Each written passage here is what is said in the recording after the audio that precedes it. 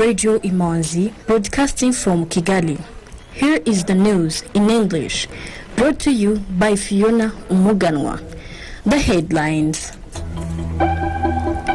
The Minister of Trade and Industry Beata Habyarimana held a virtual meeting with the Eastern Province authorities about value chain development in agriculture. Intellectual property rights should be protected by the law to encourage Rwandans in the process of innovation. U.S. biotech billionaire Patrick Soon-Shiong opened a factory in Cape Town, South Africa that will be the first in Africa to produce COVID-19 vaccines from start to finish. Now the news in detail. The Minister of Trade and Industry, Beata Habyarimana, held a virtual meeting with the Eastern Province authorities about value chain development in agriculture. Governor of the Eastern Province, Emmanuel Gasana, briefed the participants on the various initiatives the province has put in place to increase the value of agriculture and livestock products, leading to the vision of the province becoming a national fund for agriculture and animal husbandry. The Minister of Trade and Industry says the ministry will work hand in hand with the Eastern Province in the value chain development of agriculture and livestock products. Retired diocese authorities are calling upon schools to include life skills in the normal school curriculum. The call came after realization that some pupils go through secondary school without being able to take care of themselves in terms of hygiene and preparing their own meals. Some students don't even want to learn how to do these tasks. Another problem is that some parents believe that cleaning and cooking should be left to housekeepers. Bishop Philip Rukamba said that some parents do not teach their children different types of housework. They leave all housework to housekeepers. This is why schools should intervene to bridge the gap along the process of education. Experts in child education say that children become lazy when they grow up, not learning how to do housework. This becomes more of a challenge when they grow up and begin building their own homes. Cyclists in Gicumbi district have been banned from walking after 5 p.m. Gicumbi district authorities banned cyclists from walking after 5 p.m.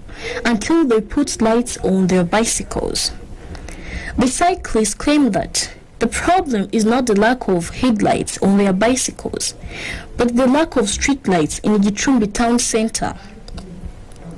The police chief in Gicumbi district says the decision to ban the cyclists from walking after 5 p.m. is for their own safety. After 5 p.m. it's dark, and without lights a lot of accidents take place.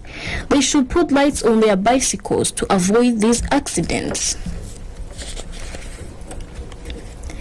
Intellectual property rights should be protected by the law to encourage Rwandans in the process of innovation. Rwandans should understand that intellectual property rights should be protected because it promotes creativity, innovation, and development of new products.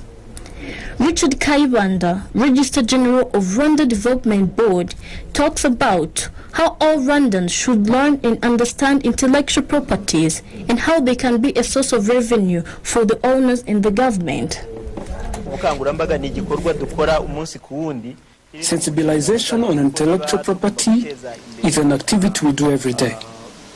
If we need to develop creativity, artistic works, and industrial intellectual property, it's important that people learn about it.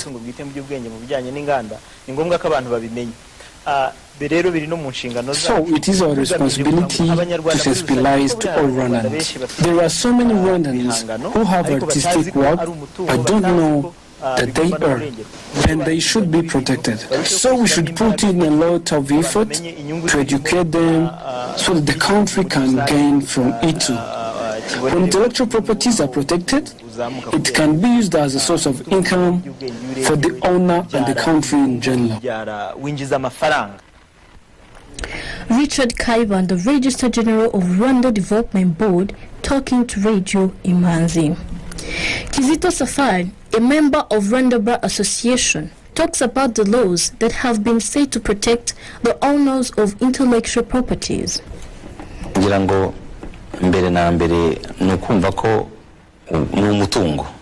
First of all, we have to understand that it's a property. There are some people who want to steal it, whether in a good way or in a bad way. There are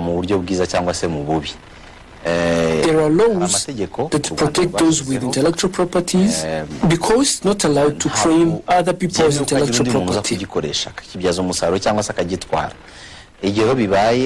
So when it happens, there are laws that are said to protect those intellectual properties that are stolen. Like us lawyers, we are here to help them and give our share of contribution to the country. uburenganzira bwumva ko yarenganyijwe ariko tunatanga umusanzu wacu kugira ngo igihugu cyacu gitere imbere. Following rules and regulations in terms of intellectual properties is highly connected to the development of the country. Kizito Safari, a member of Rwanda Bar Association, talking to Radio Imanzi. Now some items of international news. British officials have warned Home Secretary Priti Patel that the number of migrants this year could reach the worst-case scenario, with about 65,000 migrants, more than the double record number of 2021. Officials have told the Home Secretary that the figure may reach worst-case scenario and demonstrates why ministers are looking at outsourcing asylum processing to other countries. The arrangements will see the UK pay another nation to take on the responsibility, but no country has so far agreed to do so.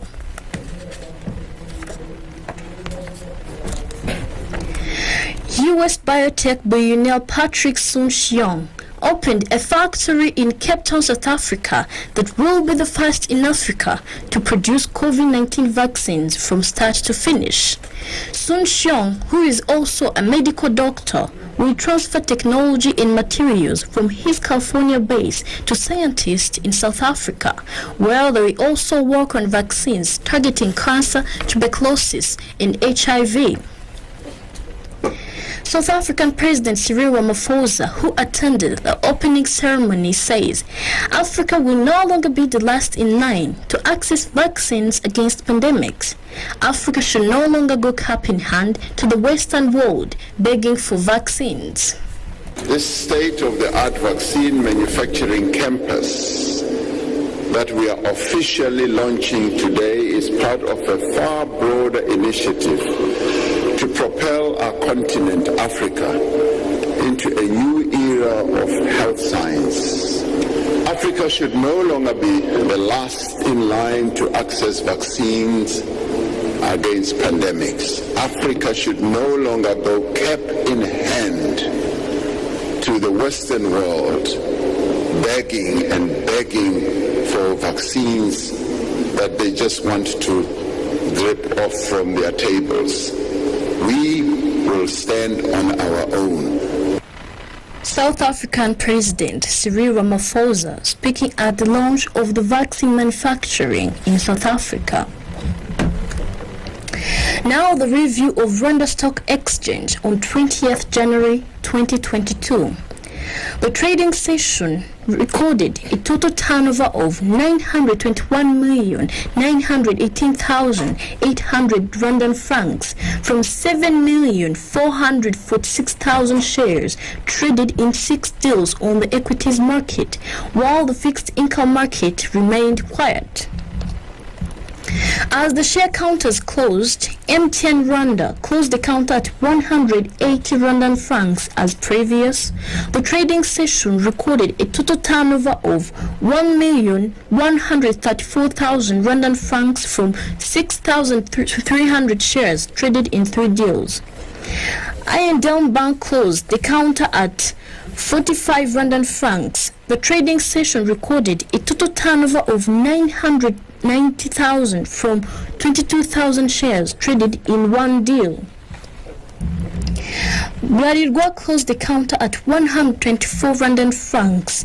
The trading session recorded a total turnover of 919,794,800 Rwandan francs from 7,417,700 shares traded in 2 deals. Bank of Kigali closed the counter at 250 Rwandan francs. Simerwa at 120 Rwandan francs. Equity Bank at 440 Rwandan francs. Kenya Commercial Bank at 370 Rwandan francs. National Media at 1,200 Rwandan francs. Uchuri Supermarket at 104 Rwandan francs. RH Buffalo at 526 Rwandan francs as the market closed. This is the end of tonight's news. Have a very good evening.